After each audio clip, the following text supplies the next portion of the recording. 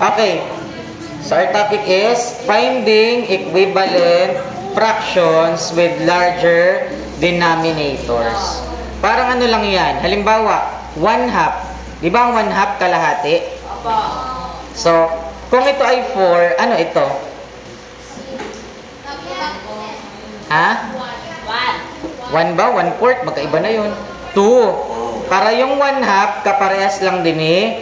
2/4. Parehas lang yan 1/2. Okay? Parehas lang yan kalahati.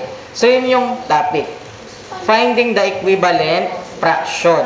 Given na yung with larger denominators. Parang ito, example. Okay? 5/8. Kung yung denominator ay 56, ano yung numerator na ka-equivalent nito? Okay? Ano? 48? Ha?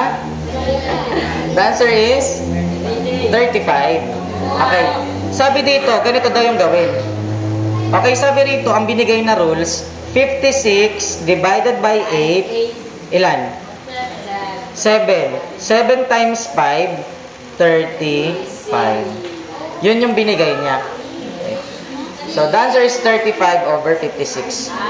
Ngayon, para hindi kayo mahirapan, may isa pa. Bagay, maganda na rin yun. Pero hindi siya general eh. Pero sundin natin yun. Okay. So, maglalagay lang ako ng mas maliit na number para madali i-explain.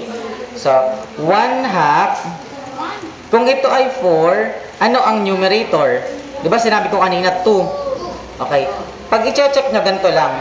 1 times 4, 4. 2 times 2, 4. Dapat parehas. Naintindihan? Okay. So, ganun siya i-check. O, tingnan natin ito. Diba ang sagot ay 35. O, check nga natin. 5 times 56. Check natin kung tama. 5 times 56. Ilan? 56 times 5. 5 times 6, 3. 30. 0 carry 3. 5 times 5, 25. Plus 3, 28.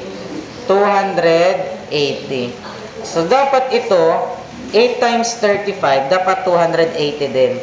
So, 35 times 8. 8 times 5, 40. 0 carry 4. 8 times 3, 24. Plus 4, 280. So, parehas sila 280. Naintindihan? So, ganun lang. Nasagatan natin to.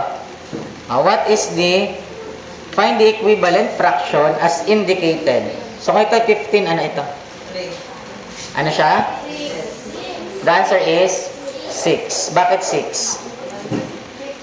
Kasi 5, 10, 15, 2, 4, 6. Ganun lang? Pwede yun.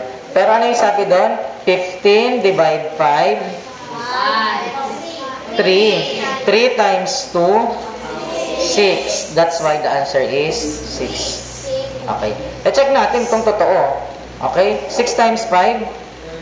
30. 2 times 15? 30. That's why that is correct. Any question?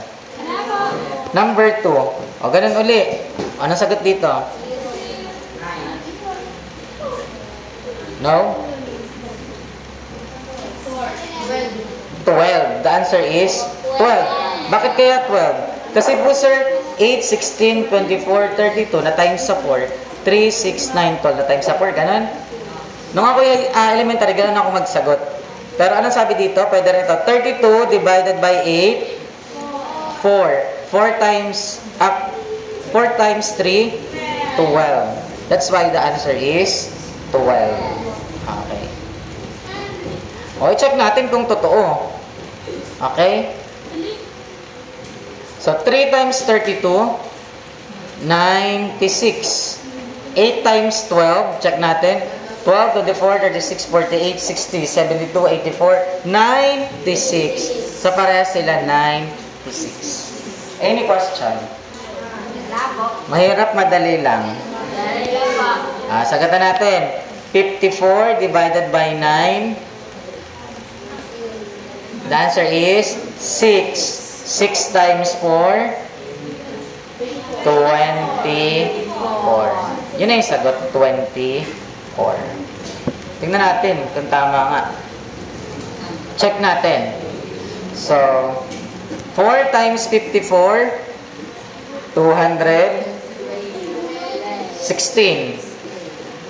Dapat yung 9 times 24, 216 din.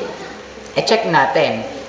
24 times 9. 9 times 4, 36. Carry 3. 9 times 2, 18. Plus 3, 21. So, parehas, 216. Any question? Okay. Naintindihan na? Okay, kayo naman ang magsagot. Sagutan itong 6. I-comment lang sa comment section.